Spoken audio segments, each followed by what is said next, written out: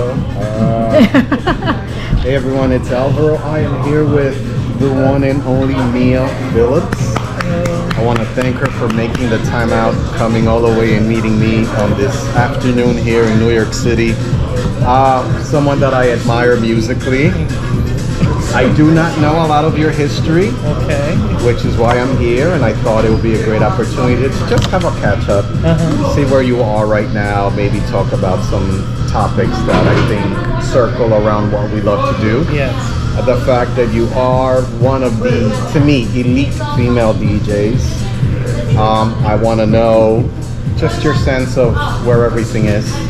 Maybe let us know some of the struggles that you had to deal with in this industry. As you know, it's pretty much known for a lot of BS. Yeah. But first I want to know a little bit about you. Who was young Mia? What were your influences musically? You know, give us a little history of Where do I that. even begin? Okay. So I grew up in a family, youngest of 9. My father played the trumpet, listened to jazz, and mostly jazz. Then my older brothers and sisters listened to music from the 50s and 60s and early 70s. So when I started listening to music, it was on the radio, and remember WBLS was out then? Yeah. But while everybody was listening to WBLS, I was listening to WABC, classic rock. Okay, So interesting. that was my side thing, my undercover. This is what I'm doing. Nobody in the family knew. Nobody. I don't think they knew or even cared actually, but nobody else listened to it with me. Got it. Then also I dated in high school a guy that he played the drums, but he listened to Led Zeppelin, Pink Floyd, Jimi Hendrix, and then just from being young, music was just always played in the house. So we would play our brothers and sisters' albums, the 8-track tapes. I can't even tell you how young I was listening to Mandrill. Okay. And we would just play that 8-track tape over and over, me and my sister. Stevie Wonder, we listened to their music, and that was I just loved music. Right. And then when the whole DJing thing came out with the turntables, at that time, I know I'm giving away my age, so I was a young teenager. My girlfriend had got the whole setup, so we go to her basement, and just mixing. What was it? Isley Brothers. I forget the name of the song, but we just do our little bit of mixing and scratching or whatever.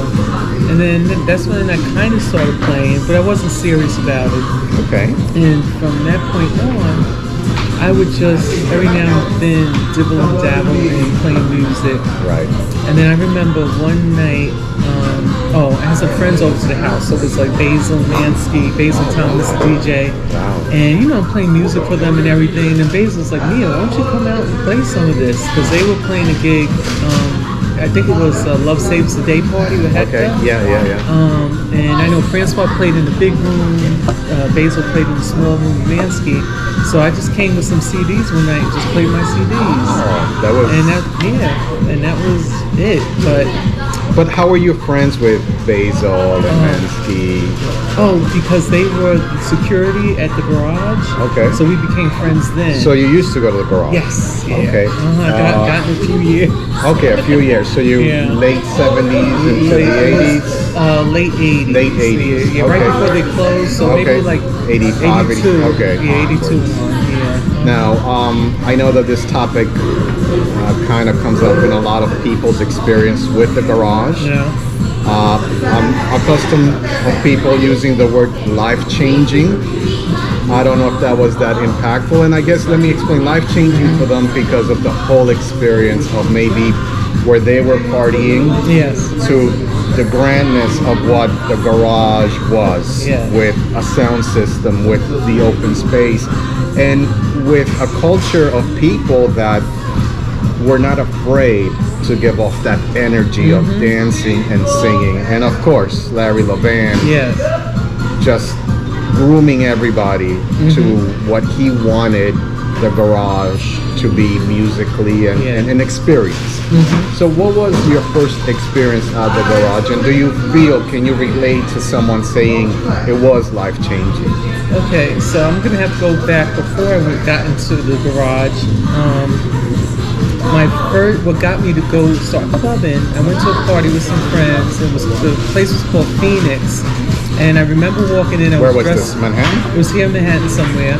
Okay. And I was dressed inappropriately. Okay. I had like shoes and pants, slacks or whatever. Yeah. And I see. this is my first time going out to a party like this. And I walk in and I see this young Latina sister dancing with this brother to "Don't Make Me Wait." And it was the most beautiful thing I ever saw before. They were just so free and flowing, and I was like, oh my God, I want to do that. And then that was it. So after that, I mean, I should have became a doctor, but I got you. I was like, I party too much, and I have to be in the clubs. So and when I finally got into the garage, so my life changed then to make me want to do this. And then going to the garage was just more emphasis of that. Okay. And, just being there and just being free and the music. And Larry with all his, playing The Exorcist with the head spinning around while he's playing like some the song. visual, the visuals and the audio. And the audio, yeah. Wow. So yeah, it was can never be duplicated. I know. I think that is something that a lot of us have a hard time getting used to, right? Because with so much music now and just everything that we've learned through the course of when the garage closed, we always look for that. Something at least close to it. Yeah, there's a few parties that come, but I think, you have to kind of come to terms and say it was during that time. And that's as far as it goes. If you were, I guess grateful enough to go and experience it, if you had the opportunity, great, right? Yeah. Like people talk about the loft in almost that same way, different than the garage, but it had its own magic to it, right? Definitely. And I think from a dancer's perspective, which I know you love to dance, besides DJing, for a dancer's perspective, the loft, I think, carried a bit more weight as far as what you see dynamically dancers doing. That then was carried over to the garage and stuff like that. So give me a little bit glimpse about dancing. I see you grooving to music. I see it comes natural to you. How did that happen? I don't know. I just always enjoyed dancing. Like, we'd do a dance in a talent show or something like that. You're at home with music. What do you do? You dance. Right. So just always enjoyed dancing, but never to the point of wanting to dance professionally because I always say I want to do my own moves. I don't want to do the moves that someone's showing me to do. I want to move this way at this time, and that's what I want to do. Right. And I preferred always to dance than to play music. Wow. And the way I got into playing out, because I would play, I had a residency at a place called Vertigo on the Lower East Side. Tell me how that happened. How did that come about? A girlfriend was put together a party and just had 3 female DJs. Okay. Yeah. So it sounds to me like you've always been influenced by female DJs. Your first friend who had the equipment was a female. Yeah.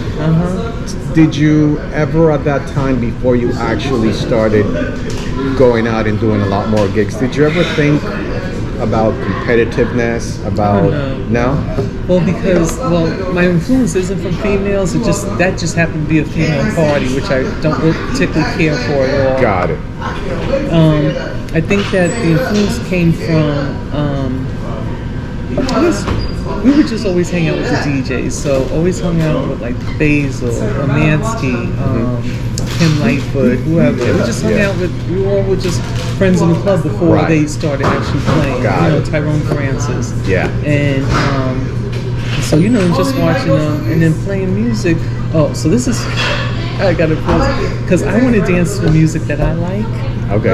When I was going to the shelter, I would bring music to Timmy. I would bring him a list and say, can you play this? And he would play it. Wait. So it got to without even knowing Timmy, or is this I after didn't know him. Yeah, I didn't know him. So you literally walked into the club with a list. Alvaro, you never know unless you ask. And CDs, and you said, "Hey, can you play this?" And then it got to the point where he would send Freddie to ask me if I had a list. What? Every week, So I was like, well, no, I didn't bring a list. I didn't know whatever. So after that, we'd just start bringing music, and he would play it. And I'm like, well, wow, if I play the music, and people like it, then they'll play it, and I get to dance to it. Oh man, that is incredible. Yeah, so Wow. that's how that started. That's Yeah, awesome. and then after that, I think Little Ray asked me to play the jamboree some years ago, and I did that. And then after that, more people were starting to ask me to come out and play. And there's no competitiveness for me because I don't promote myself. Right. I only play if someone asks. Got it. Yeah, so there's not. Why is that? Why is that your choice? Because then it might be work, and if it's work, I might not want to do it. Okay, so by staying this way, you purely get the joy out of playing, Yes. rather than now having to worry about all the stuff that comes with trying to create a brand, who you are. I gotta do parties, I gotta keep this up and down. And at this party, I have to play like this. At that party, I have to play like that. Yeah. Because the first question I'll ask anybody that's never heard me play, and they ask me to play, I was like, "Have you heard me play?" Right. And if they haven't, I send them some mixes. I was like, "Listen to this, and then let me know if you want me to do it." Right. Because I'm not going to conform. Right. Because I don't own any of that music. Right. Well, that's a very interesting point, because not a lot of people can stay true to their ground. And you've always been true to the belief in the music that you love, and staying true wherever it is that you play, regardless how people that may not have heard you before, whatever they might think about it at the end of the night. Yes. I mean, that's something that I always found appealing from you as a DJ. Not a lot of people can do that, especially being so many years. And the beauty about it is you have so many friends that are established, some more than others, but I think most of them are already seasoned in what we're doing. Yes. That it strikes me to say like, wow, like I'm opening up for Timmy, I'm playing with this person. Any other individual would be hungry enough to say that I'm gonna need to do whatever I can so I can be Timmy's right hand person, and then eventually go out and play. Yeah. But the genuineness of you just wanting to play for the love of playing, that is amazing. And that's something that I think I've always told you. I've always felt that connection with you purely musically, and when you can come across someone like that, I think it's a beautiful thing, because you don't worry about sharing the spotlight with you, because it takes away all of that worriness about, oh, now what is Mia gonna take my crowd, and I mean, just the aspect that you don't think that way, I don't think you allow yourself to even come across all of the shadiness, heaviness that comes in the industry. So out of everyone that you've played with, because you've been very grateful to play with a lot of key people, has there ever been anyone that you can actually say a mentor, someone that might have showed you to look at things different? Yes. Oh boy. More than Chris one is fine. Flowers. Chris Flowers, yes. Ian Rock. Now, how did you meet Chris? Going out? I don't remember how I met Chris. I just remember we having a conversation and him telling me about Flowers in the Attic. Yep. Won't you come up and play? Wow, so is this way back when we first started doing it in Elizabeth? Oh, in the attic, Okay. And I came and I played one night, and I sat there and I listened to everybody else. I was like, everybody, just do what I want to do. I love this. Yeah. So I'm like, I just keep doing it. What I want to do. That's awesome. So Chris, Ian Rock, J-Lock. I don't know if you ever met him. Yeah. So they because they do the same. They play like we play. Like purely it's about the music. Because they could be like probably super DJs or something like that. One DJ I do think about is Theo Parrish. If you think about a big name. Yeah. Oh my God! I had a friend who actually had him play at his wedding reception. Oh my goodness! Wow. That was incredible. Yeah. That was incredible. Yeah. I mean, Theo is in a different level altogether. He's a little other, but yes, he's kind of in our lane. Yeah, absolutely, absolutely. Yeah. What do you think of? I don't want to say the industry, but where do you think we are from a female's perspective, or just someone who loves music and has been through the scene and is, watching the scene unfold through whatever it is now? Yeah. And I'm not sure how you will answer that question, being the fact that you seem to have this very simplistic way of looking at things because you're not in the game to cut anybody out or searching for that major success that a lot of people are in this industry. But what's your feel? Do you have any concerns, dislikes about where things are right now? Yes, my concern is that how are we going to keep this going? Because we're all a lot older, and I go to these parties, and I'm always looking for younger people. Yep. So if I can get to, if there's younger people, then I'm happy. If they want to dance in their circles, I used to hate when they did that, but if they want to be there and they do their circles, and let them do it, because who's going to carry it on? Right. But then, when I get older, and if I ever stop partying, then I guess I won't really care because I won't be at the parties. But I think that, there's a lot of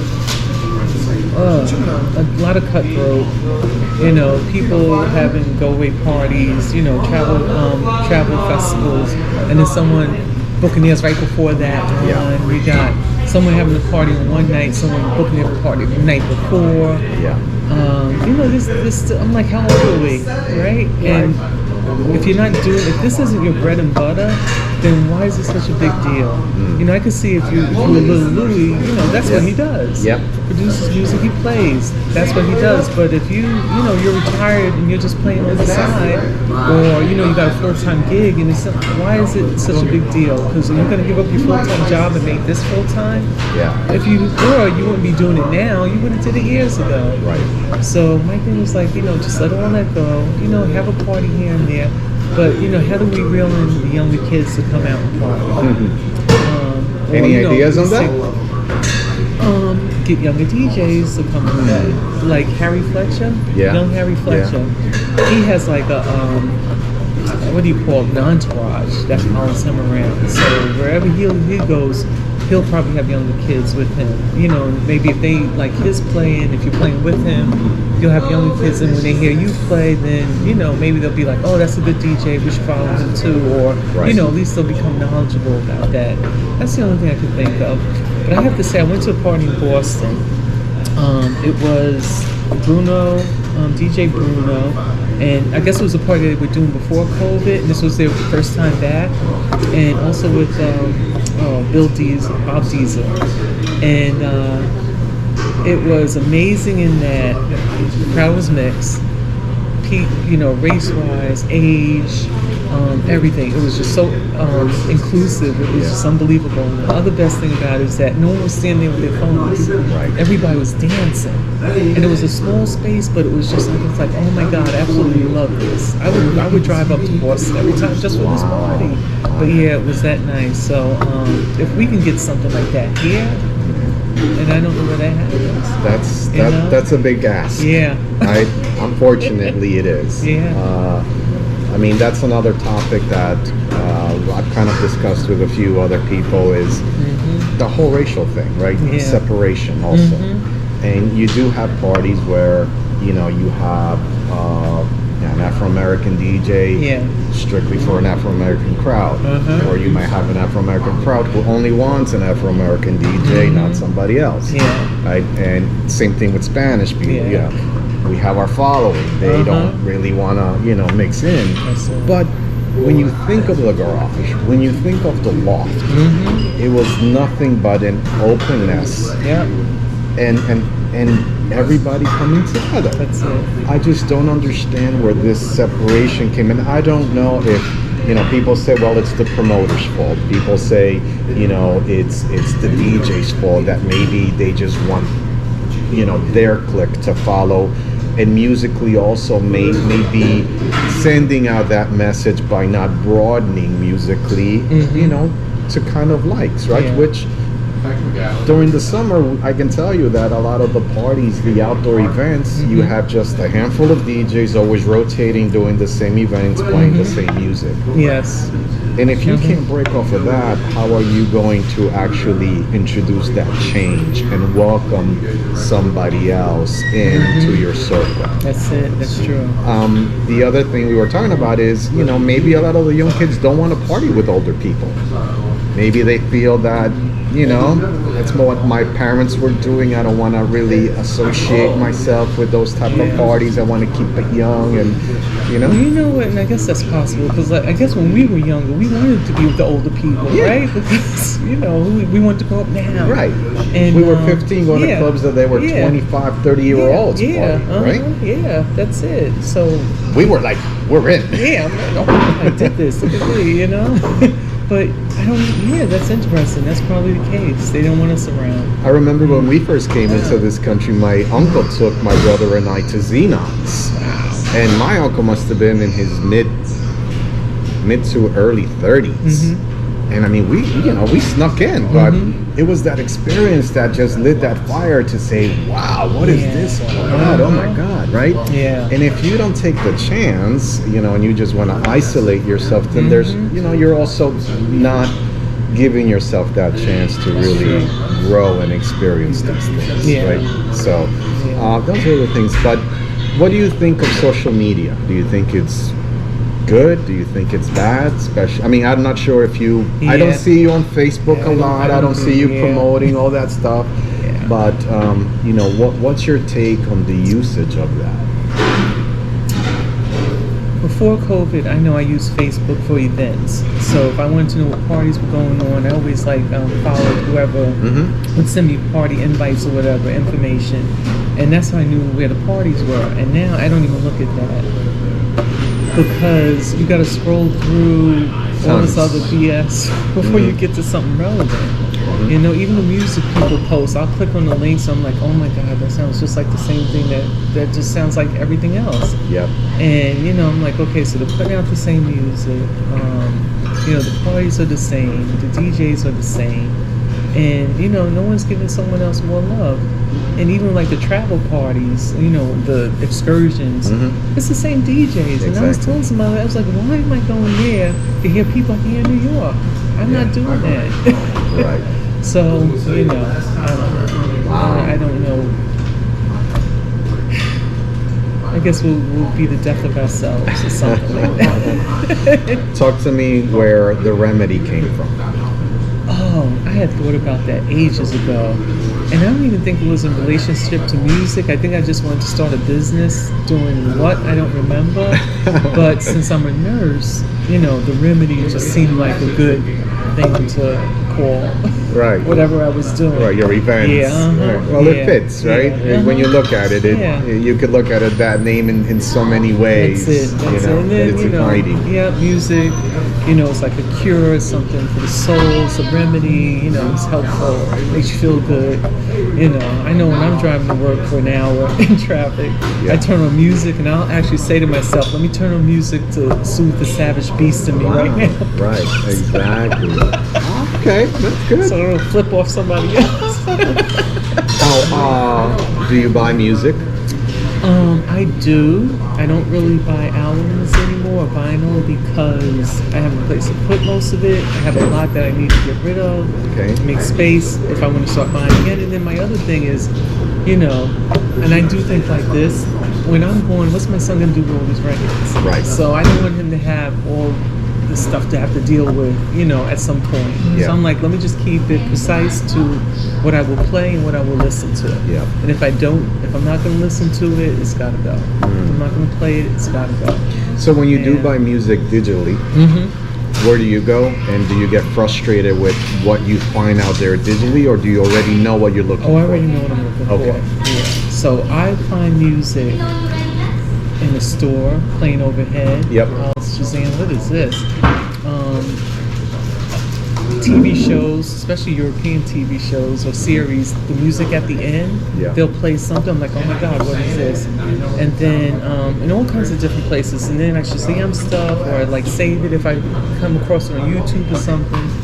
And then I'll go into iTunes and I'll plug it in. If it doesn't come up, I'll listen to what comes up.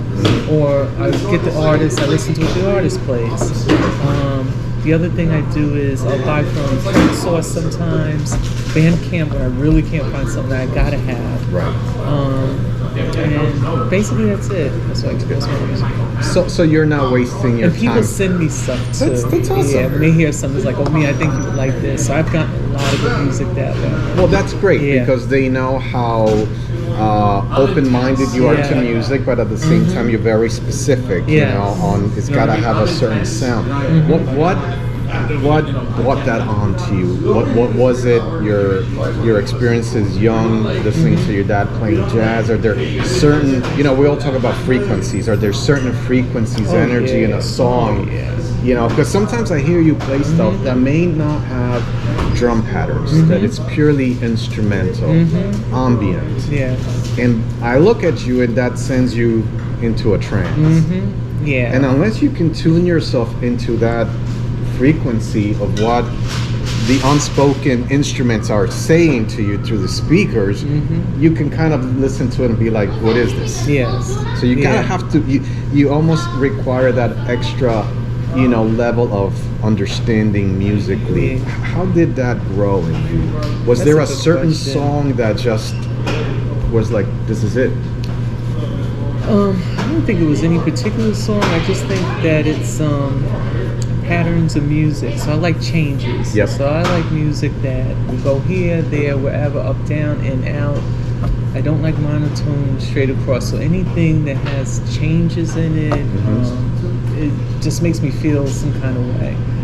As far as the frequencies, I wouldn't know exactly what they are or what the rhythms are, but You just feel it. well, I feel it. I feel it. Or when I hear it, I'm like, oh yeah, that right there. Exactly. Isn't that That's beautiful it. though? It is. How you can come across a song and it gives you goosebumps. Yes. Like I think people underestimate the true power of music.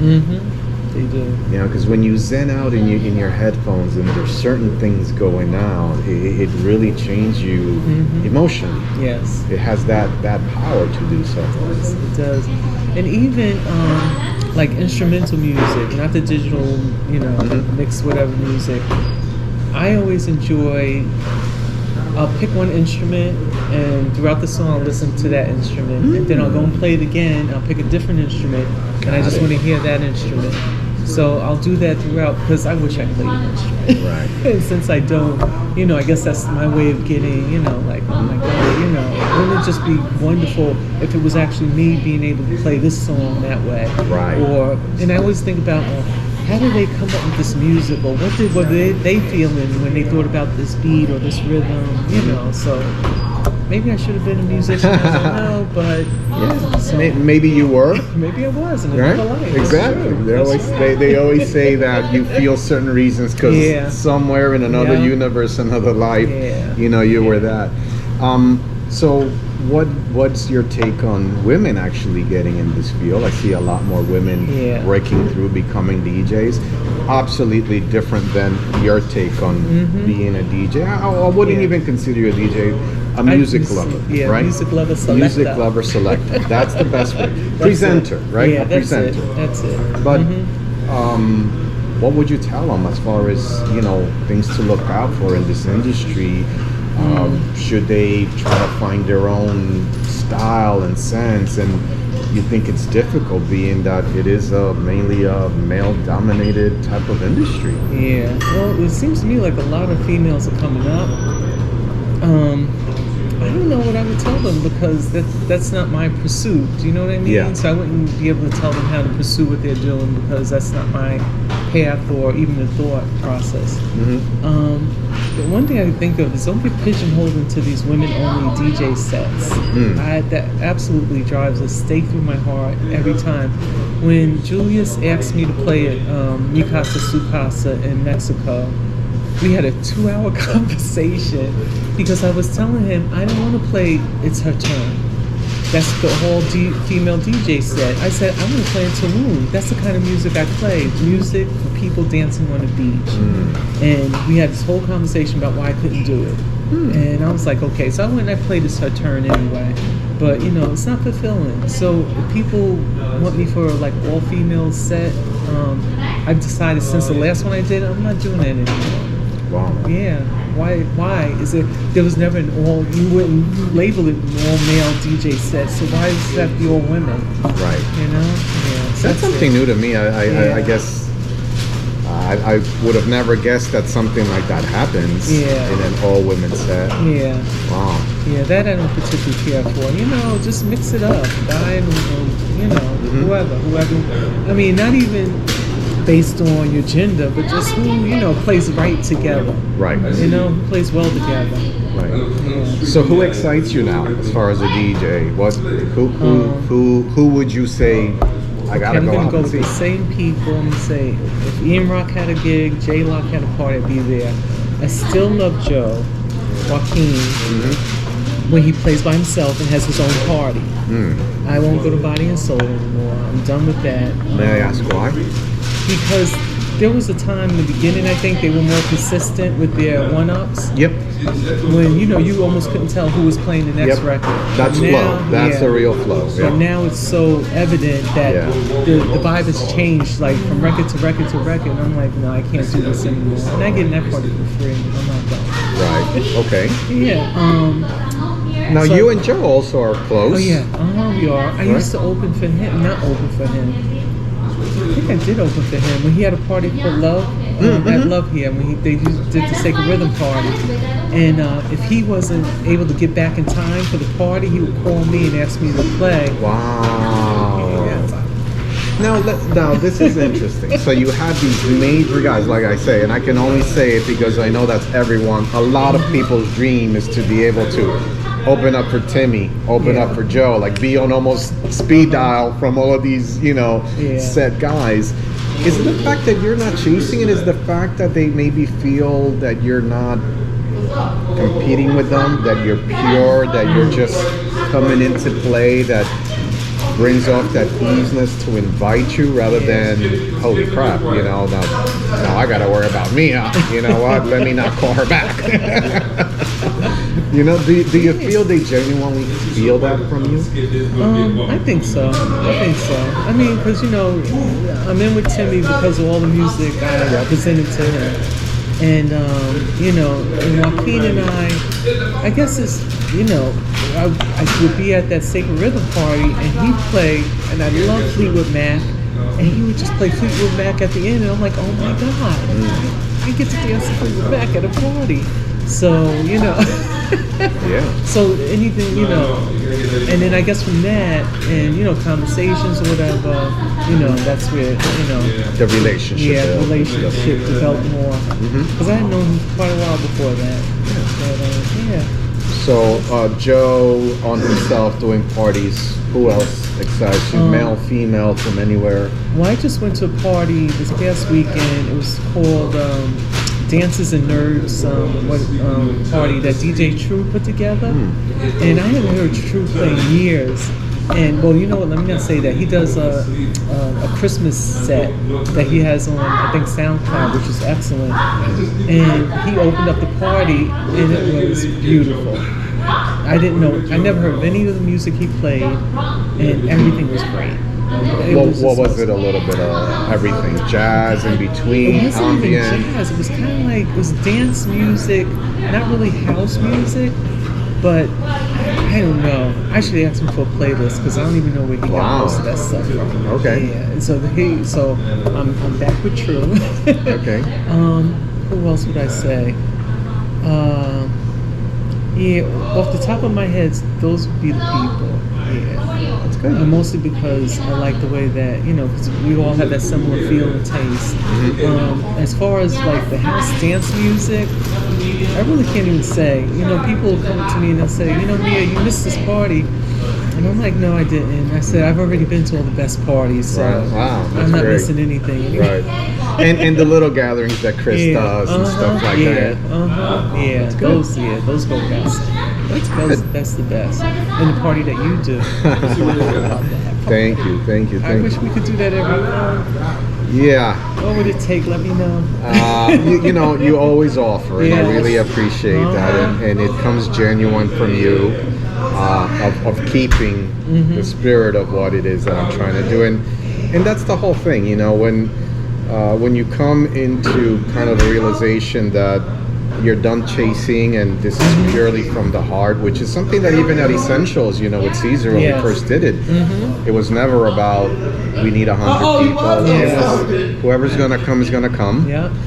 And that's where I think I really was able to start opening up more of who I was musically. About Moon? I hear something. And when you come relaxed into a party, the flow just comes naturally. Yes. And I'm glad that I'm able to attract, people that way, through the music, which to me is important. And I get frustrated sometimes because it does lead to that whole thing. Oh my God, I just planned all of this. I spent in the rental, in the sound, and I only have 5 people. But you know what?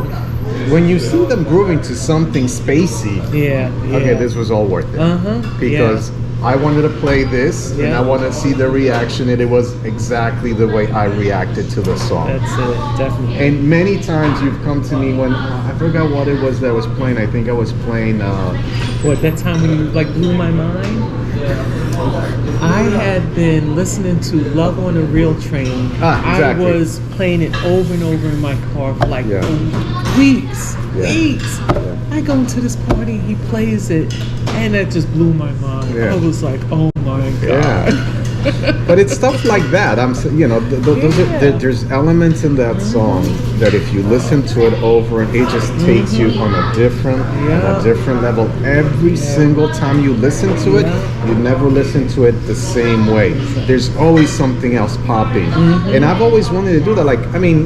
We try to do the best in sound, but I'm like, man, if this was at the garage and you were able to experience all of these little quirkiness out of the sounds, I don't know. And I guess maybe that's the impact that E2, E4 had on that sound system, where it's like, wow, what are these noises? What do I do? Do I dance? Do I sway? Do I lay on the floor? That's right. Something different's popping up every, every progression. It's like, oh, now this, really? Or we're going there now? Yeah.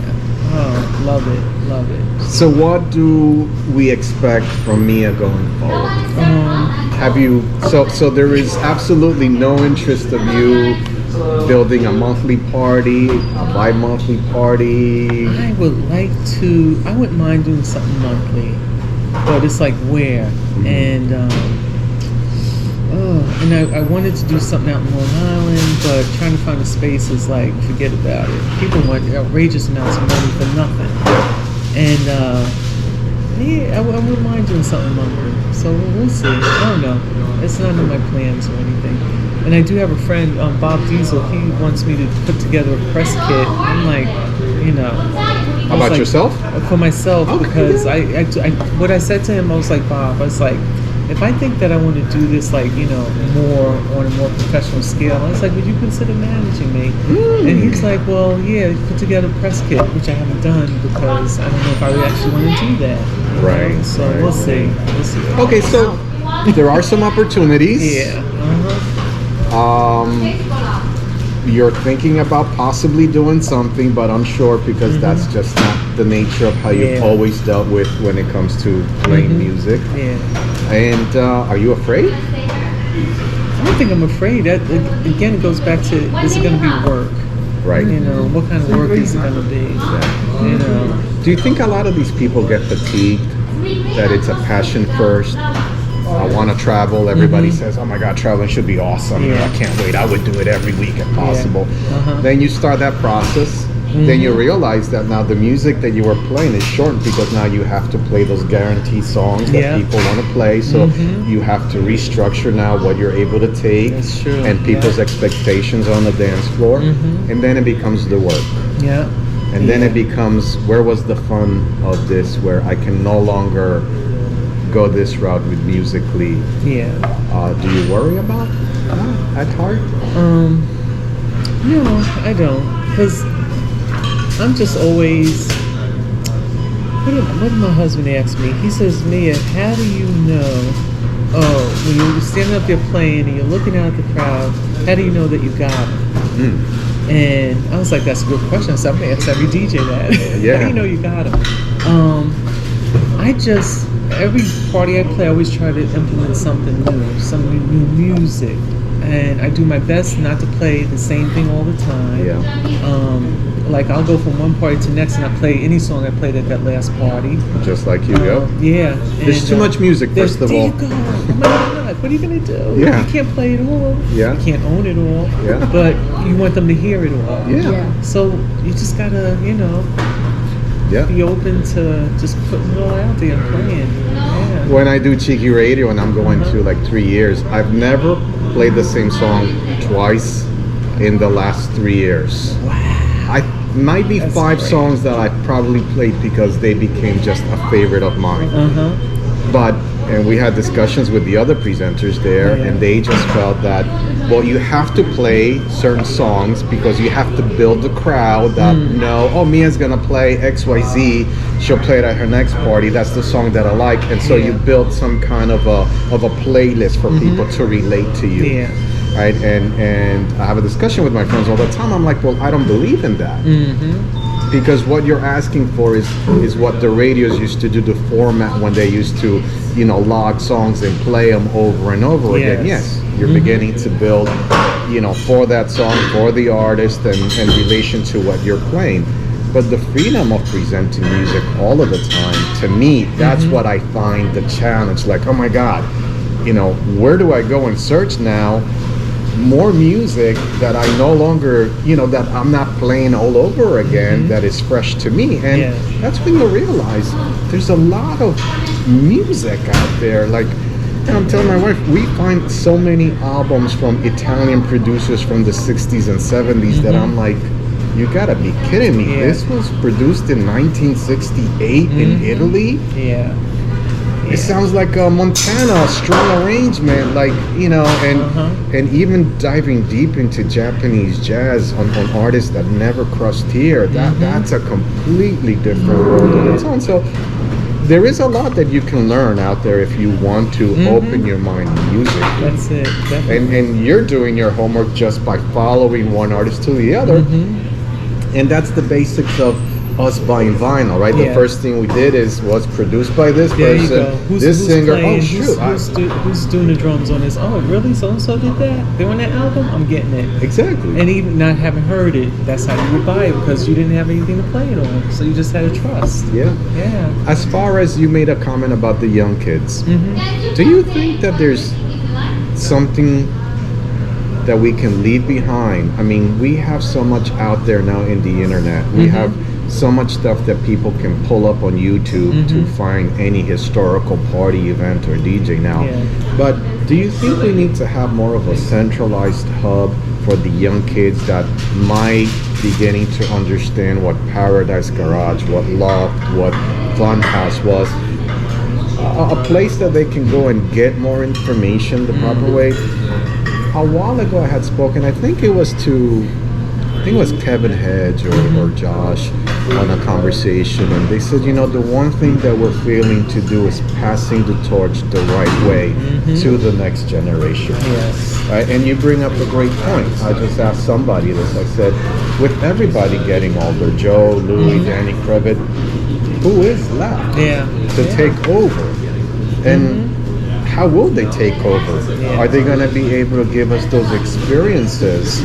Or maybe the new generation are not interested in experiencing things in the manner we do. They're satisfied with a bar, a speaker, and someone playing music, or out on a boat, and they can't relate or cannot really comprehend. Well, if you think about it, that's why it was called the underground dance scene, because not a lot of people do it, and you had to know someone to know where to go.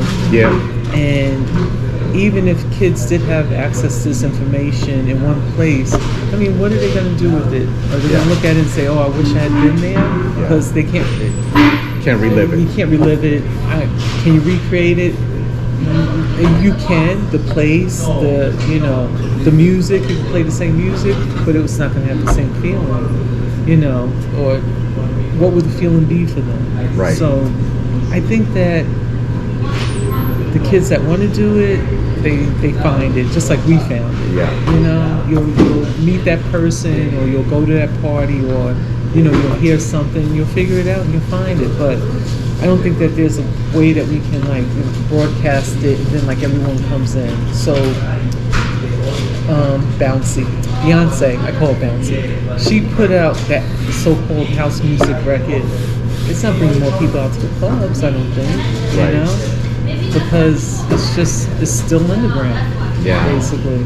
There's a lot of Yeah. controversy and debate about Yeah. that in the whole house music scene, right? Yeah. As far as what is she trying to do? Yeah. Is she trying to just financially benefit out of a certain sound that was created without literally giving the accolades and the history of what it is that she's bringing back? Yeah. That's the way to do it. What's your take on that? Did you have any? Well, I didn't listen to the album. I did listen to that one song that was supposed to be the single release. I was like, oh, okay. But I heard that she gave shout outs to several people on it, or she like made reference to Moi Renee or something like that, and maybe someone else in it. So I'm not really sure of the details, but it would be nice if maybe she would put something out there about, why she did the album. Like she did the whole Lemonade thing. Do something like that for this house music album. Right. And then bring in some of those DJs, have them in your video. That would have been great. Do you think that would only saturate instead of keeping it underground? Or you don't look at it that way? No, because you know what? How long has it been underground? Yeah. It's almost like disco, and this is an idea I had for a party, because I'm so tired of everyone calling all music house music. It's just driving me crazy. Yeah. And I was like, we should have a party called After Disco Before House and play all that music in between. Yeah. Because stop. Yeah. It's not all house music. Yeah. But they don't know. They don't know. What are you gonna do? So it's hard to educate people. Yeah. And then you have people that came into the scene late that want to act like they were always there, and that they have all this knowledge and they know people. And I'm like, but it doesn't matter. We're just here to party. It doesn't matter who you know or how long you've been partying. Just party. Right. Wow, man. So that's why I wrote solo. I just can't with all the outside stuff going on. I just want to dance. I mean, this is very, for me, it's amazing to know where you stand on everything. I knew where you stood clearly with music and your selection, but now it puts a clearer picture of who you are and, where your passion is. And to me, there's nothing more satisfying than to actually hear someone to say, it doesn't mean anything to me. What I value is playing the music that I want. And look how respected you are in that sense with, the higher ups, that everyone, like I said, is trying to knock on their door and show off in front of people, in front of them, to just get that little chance, that little break. And you almost is like, you don't want it, but it's given to you, for lack of a better word. It's like, hey, Mia, come out and play with me. It's like, what? That's how I always tell my wife, like, it freaks me out. Like, wow, she's opening up for Timmy, when I went to Public Record and I saw you there. And now the stories with Joe Cosell. And that's what, and my wife asked me that. She's like, well, how come she's not doing more? And then I said, that's a great question. Because you're not searching for that. No, not at all. That's awesome, man. If it came authentically, if I'm saying that right, then I would do it. But I'm not going to push it and make it happen. It just has to come. And how does your husband feel? What is his support for you in he this? loves it, especially because he gets some parties for free. But Now, is he a dancer? Did you we meet met in him? the club. We met at Shelter on 30th Street. Okay. Yeah. The original. No, original was down here on my house. I forget the name of the street, but it was down here.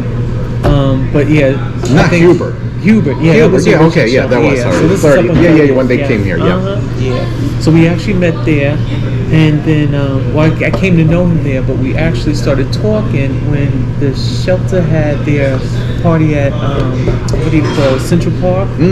Oh yeah, the outside, Summer the stage. Yeah, the stage. Yeah. And they had Torture Soul with I forget who the other band was, and Timmy was playing, and I was out there by myself, and he was out there by himself, and I'm dancing in the rain, and he comes and dances with me, and that's how it all began. Wow. And you guys been together for 15 years. That's 16. great. 16 That's years. great. Yeah. So he loves the music that you Oh play? yeah. You know what? It's interesting because he plays more music at home than I do.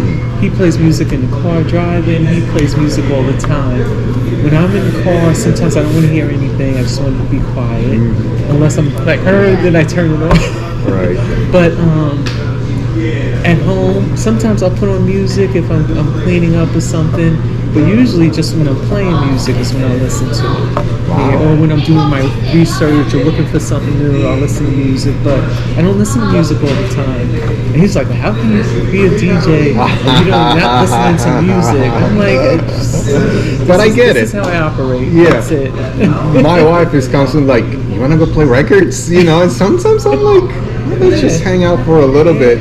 You know, she's like, "Come on, you know, it's been 2 hours, you know." But I love it's also beautiful when you can share that, and they, you know, they love it just as much. Yes. You know, and they don't have to have the same taste, but at least you can genuinely, like, we'll play an album and we'll Yes. just sit and listen through the whole thing. Yes. Maybe read on it, or she'll like be like, "Hey, did you know this about this guy?" I'm like, "Oh no," you Yeah. know, and that's the beauty part of sharing what we love with the ones we love. Yeah. But well, Mia, I can't thank you enough. Thank you. I don't know if you have any questions, or if you know, have anything that you want to share that no one might know, or Well, I don't know if you know, but I'll share with you. But continuing with that music influences and stuff from the boyfriend in high school, playing the trumpet, listening to Led Zeppelin, Pink Floyd. And then I dated someone who was a DJ as well. Or I shouldn't say he was a DJ. He played music just for himself. He didn't play, you know, out at parties or anything. He would make Bedroom cassette DJ. tapes. Yeah. So then there was him, and then I was actually married to Vernon Reed of Living Color. He was my first husband. wow, So then there's that whole Black Rock Coalition thing. wow. I used to go out and hear bands play like nobody's business, even before meeting him. And I just loved it. They used to have something here in the city called New Music Seminar. I don't know if you remember that. Yes. And oh God, I would volunteer just so I could go hear all the bands for Wow. free. Yeah, that was like the best. I loved it. But then the clubs, for whatever reason, the smoke just started becoming too much for me. So I was like, I can't do this no more. Because I didn't have to keep stepping outside and getting fresh air and going back in. I was like, forget it. Yeah, but yeah. That's awesome, Mia. Yeah, so that was that. That's awesome. Well, everyone, you got a little Thank glimpse you. of Mia Phillips. Just incredible. Like I said, I think musically there's just a connection. Very easy to just flow into each one's musical path. And I remember when you did Lincoln Park, not Lincoln No, Park, no. Military Park Okay. with yes. us. They were, I will never forget this. You were playing in the evening, one of the Tuesdays or Thursdays that we were doing, and there was a group of guys that I've never heard you before. And I don't know what you played, but it was dim. It was like one of those perfect settings. It was getting cool. The sun was coming down, and you threw this. And I remember watching these two guys dance into a trance, and I just stood by them, and the guy asked me, he goes, "Who is that playing?" And I said, "That's Mia Phillips." And that's the reaction that a lot of people get when they hear you for the very first time. It's almost like, I've never heard this before, and I'm even surprised that it's a female taking me into this journey where musically and dance, you know, you're able to just reproject and dance in a way that you've never danced before. Well, you know what? And that's important, and that's like the best compliment. Yeah, absolutely. I remember playing out at East River Park, and when I was done, a woman came up to me and she says, no, it wasn't even there. It was a basketball court in Brooklyn. And the woman came up to me. She says, "Your playing was like walking in a park." And I was like, "There you go. That's it exactly. That's the kind of feeling I want you to do." Because we're outside. It's really important to play to your environment. I don't like going to the beach and they're playing like we're indoors and the lights are flashing and we're dancing on the wood floor. You know, I just think it's so, you know, and to play to the environment, play to the crowd, or at least, you know, read the crowd. Yeah.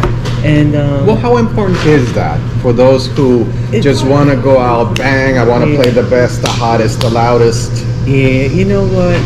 It's very, okay, I'm going to say this, and it's very conceited of me, but for me, a barometer, if I'm at your party and I'm not on the dance floor, you're not playing well. That's my barometer. Got it. Because I will dance. You know. I know. And yeah, you would come in and just start dancing. I'm like, okay. I don't care. I'll be the first one, the last one. I'm gonna dance. But I think that you just need to. If people have slowed down or they're leaving the floor, then you change your direction. Don't just keep going where you're going. But I understand with technology, people come in with pre-recorded play sets, possibly on a CD or on a flash drive, and they put it on and they act like they're actually playing and they're not. But they can't change from that. What's your take on that stuff? Because we see that a lot in social media. It's awful. It's where's the skill? You know, and how can you even call yourself something? Yeah, call yourself something, or even be proud of that. That's what you do. I think that, who was I talking to? I was talking to my sister. She was talking to me about, David Morales said something about, you know, a DJ came in with songs on the play, or no, what they were doing, writing down the songs that they played. And she's like, you know, well, why would they do that? I was like, well, maybe they're going to post that set online, and they want people to have a playlist so they can go out and find the music. And I said, well, sometimes what I'll do before a gig, I'll write down the names of songs that I want to play at that party. Absolutely. But I just, you know, I just don't want to forget that, you know, this would be nice to play here. And I can just look at this and say, that's something I want to play. So I'll have a little list like that, but I'm not going to. And then I've met someone who says that she already knows her set, how she's going to play, what record in order. I was like, how can you even do that? What if, you know, people are here and you're going there? And how you know, work your way back to that? I played a party in New Jersey, and I was playing house music, but good house music that I like and I own.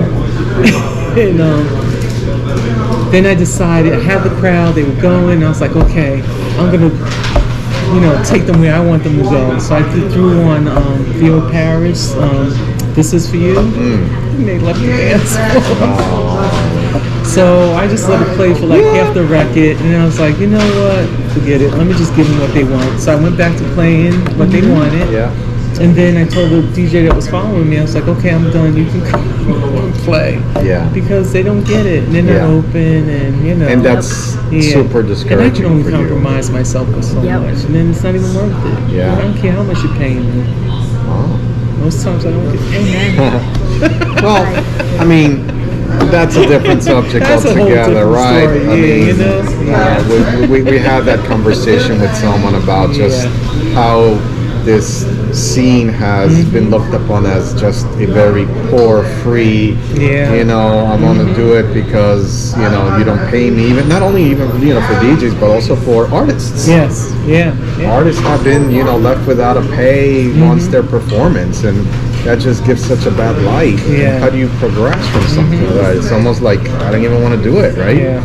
But I mean, that you have to go back, and I think it's the way the business has always been structured from day one, where you know, a lot of it has been written off the wrong way. We had a conversation with Timmy Richardson recently. He was like, well, the professionalism has gone out. And when you look at it, it is true. Every other music genre that you can think of, techno, you know, what they're doing in Europe, produces millions of dollars. You got DJs. I mean, when you look at talent, they, in our eyes, for what we love doing, they may not go our way. Yeah.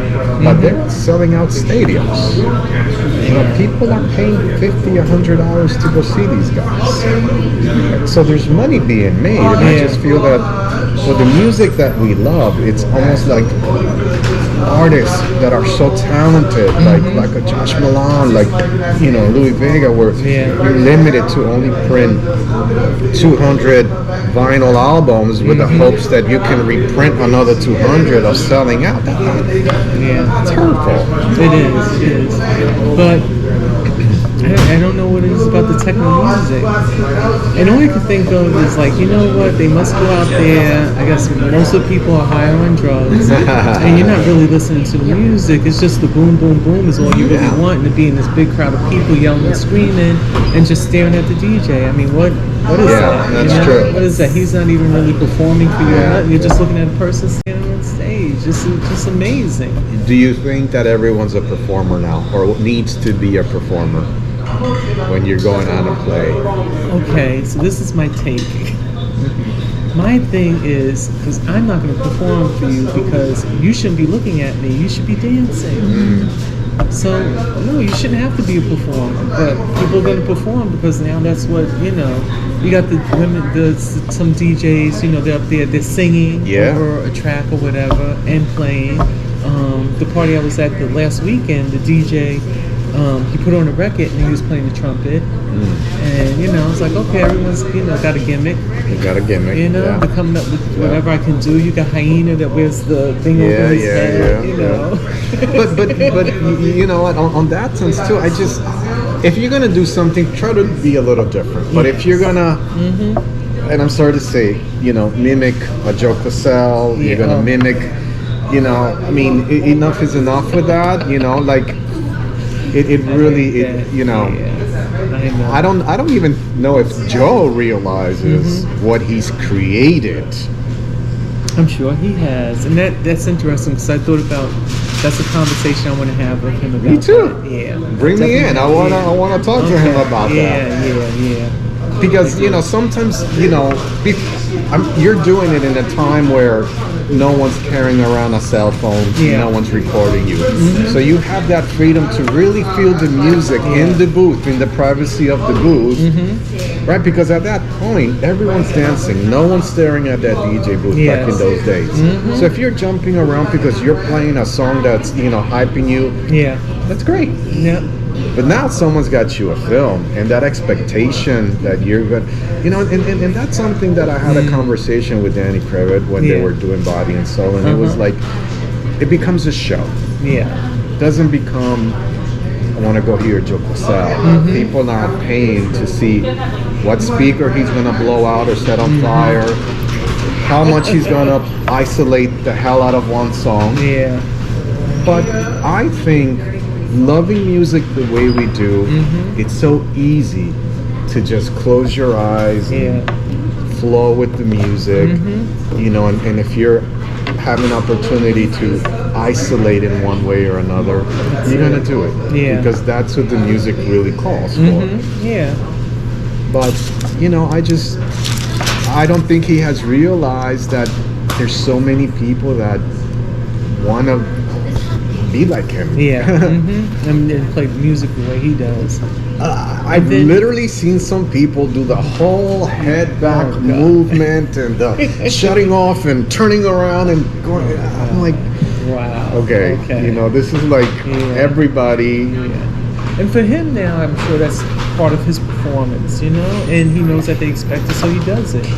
Because at the Sacred Rhythm parties, he wasn't like that at all. For I shouldn't say at all, but maybe towards the end, maybe certain songs, but not like every song he played, he didn't do that. But you're right, the filming part. We've been thinking about actually. I kind of the last time we saw each other at Cosmic Arts, when Slam Mode was there, I had actually approached Joe about doing something on the jazz side with myself. Oh, that'd be nice. And I would love to see how he presents that music, which you and I know he knows inside and out musically, and give him that stage for people to hear a different side of Joe Cassell. And it doesn't matter if it's just us. Like I would literally pay him to just come play for us, so to speak.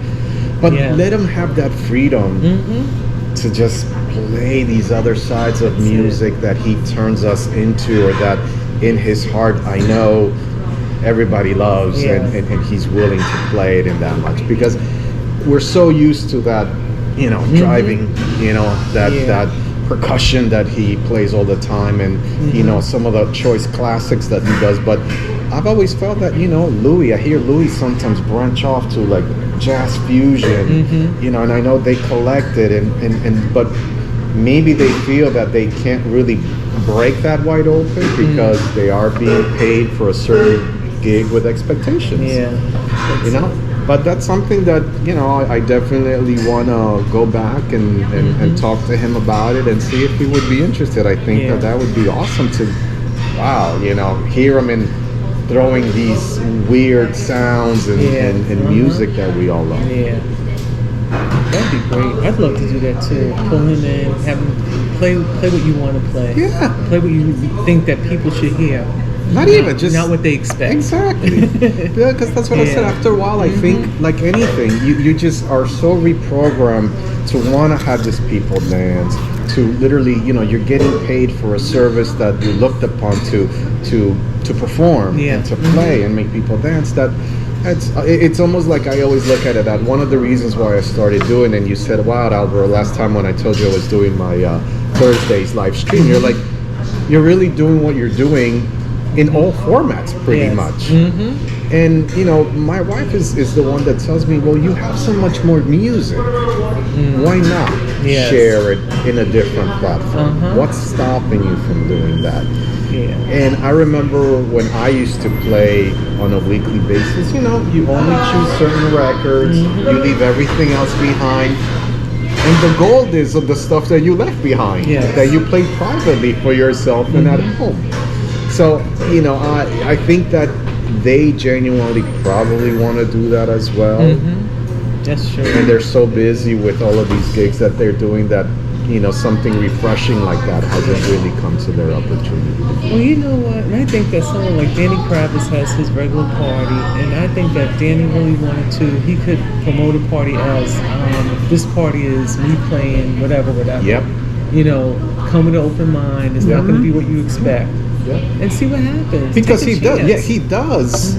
Musically, he teases you a little bit with stuff that you're like, whoa, okay, where did this come from? But we understand, right? It's that business. He does live off of this. He needs to people to come back all the time. And if the only way is to keep a certain format where you may not take a deep dive into something obscure, and you have to kind of keep it in the middle. I think he does a great job through the night, exposing all of this music, that especially at his 718 events where he feels most comfortable playing. That's it. That's true. Well, Mia, it's been great. Thank you. I can't thank you enough. Keep up the great work of whatever it is that you're doing musically.